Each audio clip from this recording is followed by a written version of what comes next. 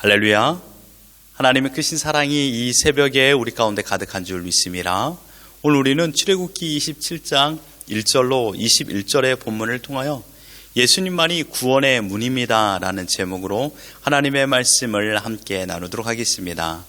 우리는 계속해서 시내산에 오른 모세에게 하나님께서 성막 제작의 전체 과정을 상세하게 설명하는 내용을 살펴보고 있습니다.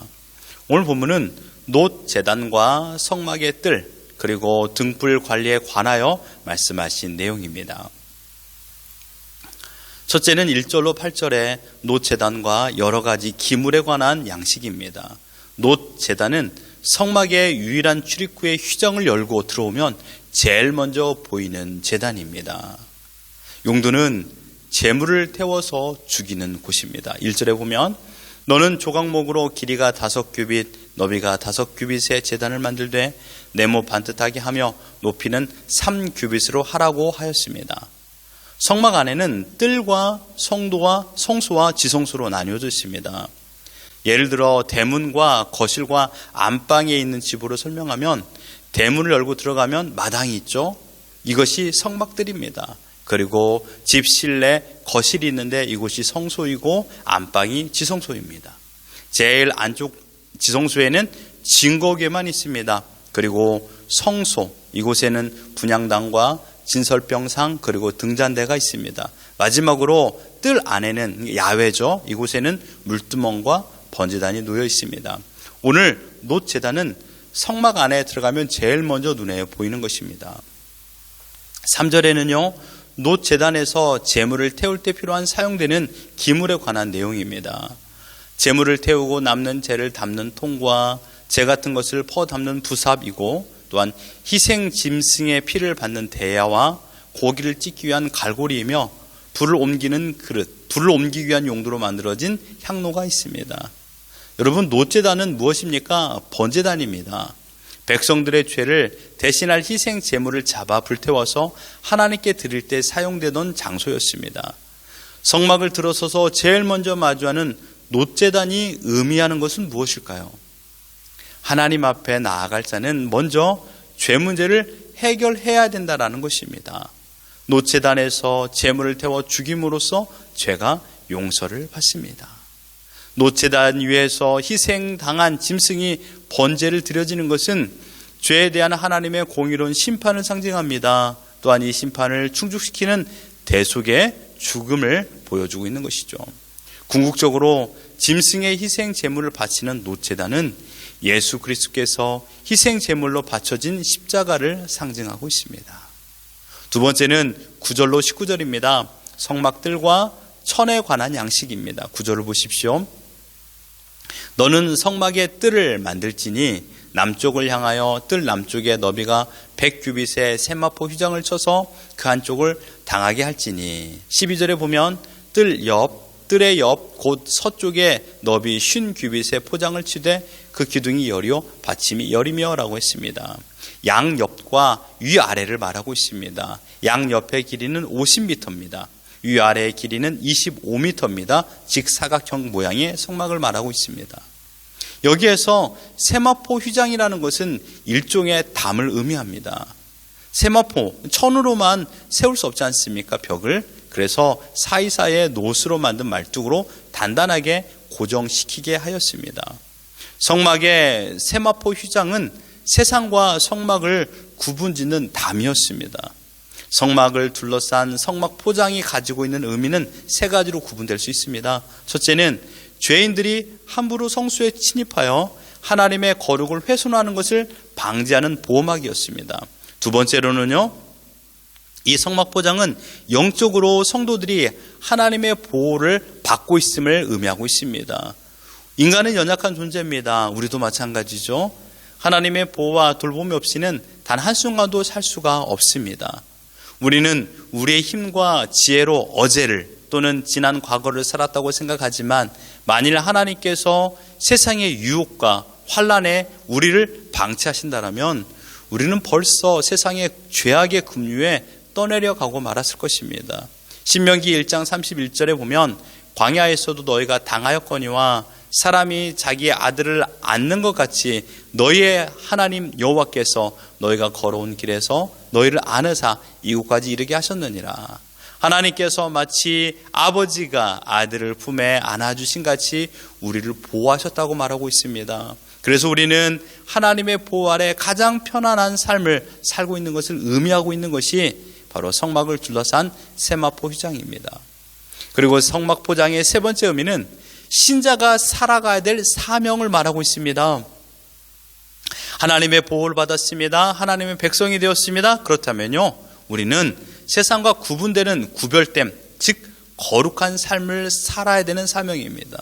하나님의 거룩하심을 따라 우리도 거룩한 삶을 살아야 되는 것이죠. 하나님의 소속된 하나님의 백성이기에 이러한 구별된 거룩한 삶은 명령보다 사명에 더 가깝습니다. 그렇습니다. 거룩은 우리 신자의 사명입니다. 그러므로 철저하게 말과 생각과 행동에 있어서 세상과 구별된 가치관으로 하늘에 속한 사람으로서 하늘의 소망을 두고 살아간 사람으로서 이 세상을 살아야 된다는 것입니다. 마지막 세 번째 단락은요, 20절로 21절에 제사장의 등불 관리 법에 관한 내용입니다. 성소 안에 있는 등불을 관리하는 방법을 언급하고 있습니다. 이 등불은 성소 안에 있는 것이며 제사장만이 관리할 수 있었습니다. 20절로 21절을 보십시오. 너는 또 이스라엘 자손에게 명령하여 감나무로 짠 순수한 기름을 등불을 위하여 내게로 가져오게 하고 끊이지 않게 등불을 켜되 아론과 그의 아들들로 회막 안 증거구 앞 휘장 밖에서 저녁부터 아침까지 항상 여호와 앞에 그 등불을 보살피게 하라. 이는 이스라엘 자손이 대대로 지킬 규례니라 라고 말했습니다. 이것이 오늘 본문의 전반적인 내용입니다. 여기에서 우리가 생각해 보고자 하는 것은 16절에 나오고 있는 뜰문입니다. 16절을 보십시오. 뜰문을 위하여서는 청색, 자색, 홍색 실과 가는게꽃 배실로 수놓아 짠 20규빗의 휘장에 있게 할지니 라고 말하고 있습니다. 여기서 말하는 뜰문이라는 것은 9m 정도 되는 출입문입니다. 성막 포장이 대략 25m인데 9m의 문은 제법 큰 문입니다. 이 큰 문이 의미하고 있는 것은 무엇일까요? 언제든지 누구나 하나님께로 나오기를 원하는 자는 제한 없이 다 나아갈 수 있음을 가르쳐주고 있습니다. 하나님 앞에 나아가야만이 죄사함을 받고 구원에 이를 수 있습니다. 그러므로 이 문은 하나님 앞에 나아갈 수 있는 구원의 유일한 문인 것이죠. 그렇습니다. 구원의 문은 누구에게나 항상 넓게 열려져 있습니다. 누구든지 그곳으로 들어가자 하면 다 들어갈 수 있습니다. 비밀번호도 필요 없습니다. 어떤 지문 채취도 필요 없습니다. 열려라 참게 하지 않아도 됩니다. 내가 손으로 밀고 들어가면 됩니다. 그 문은 차별이 없습니다. 빈부의 차이나 신분의 차이가 문제가 되지 않습니다. 나이에 많고 적음도 문제가 되지 않고 민족이나 혈통도 차별이 없습니다. 그러므로 누구든지 하나님 앞으로 나오는 것을 두려워할 필요가 없습니다. 이사야 1장 18절에 여호와께서 말씀하시되 오라 우리가 서로 변론하자. 너희 죄가 주홍 같을지라도 눈과 같이 이어질 것이요 진홍같이 붉을지라도 양털같이 되리라 라고 말했습니다. 아무리 커다란 죄를 아무리 무거운 죄를 지었다 할지라도 하나님께서 용서하지 못하는 죄는 없습니다. 나 같은 죄인이 또는 나 같은 가난한 사람이 나처럼 보잘것도 없는 사람이 어떻게 구원을 받을 수 있어? 라고 생각하시는데 이것은 잘못된 생각입니다.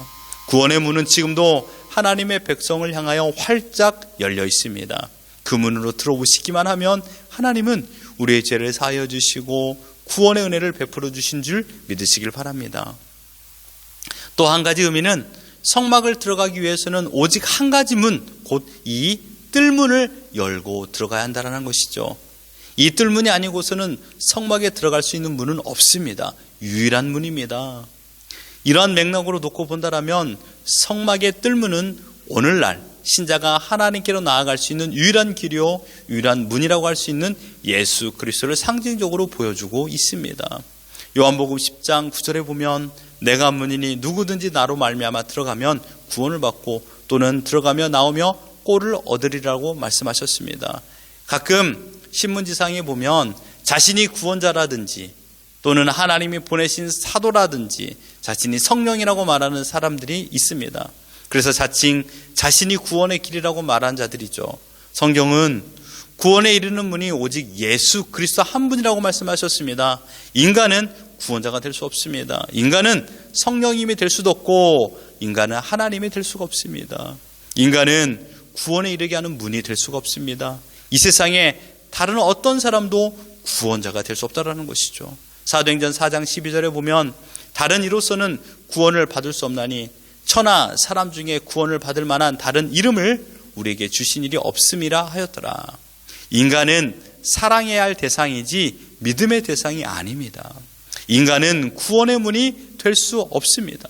또한 예수님께서는 자신을 가리켜 나는 양의 문이라고 말씀하셨습니다. 오직 예수 그리스도만이 양된 우리를 구원으로 인도하는 유일한 문이라고 주님께서 선언하셨습니다.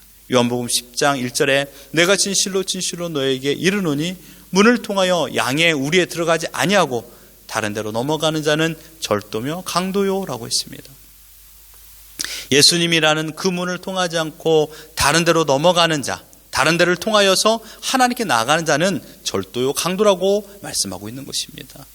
예수님을 통하지 않고서는 절대로 하나님의 자녀가 될 수 없다라는 의미입니다.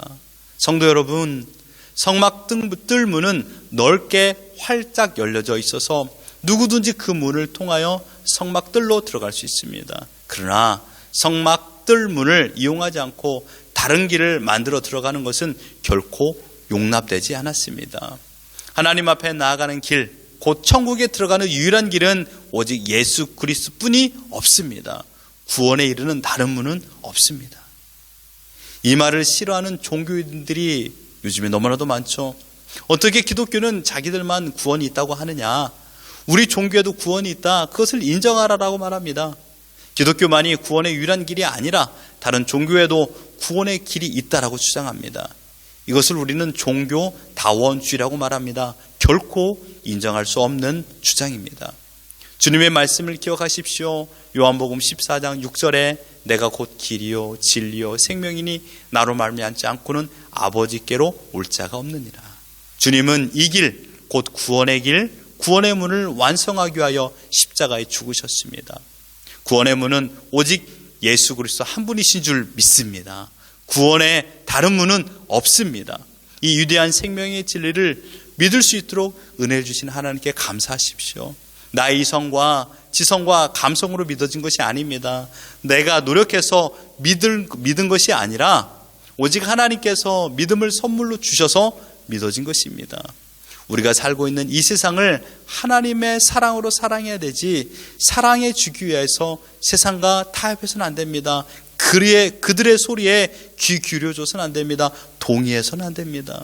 세상의 소리에 타협하면 죽습니다. 그러므로 오늘도 구원받은 백성답게 세상의 소리에 타협하지 마시고 끝까지 예수 그리스도만이 유일한 구원의 문이라는 것을 믿고 우리에게 구원의 은혜를 베풀으시는 하나님을 찬양하며 주님과 동행하며 주님과 함께 기쁨으로 하늘을 소망하며 오늘을 살아가는 우리 모두가 되기를 예수 그리스도 이름으로 축원합니다.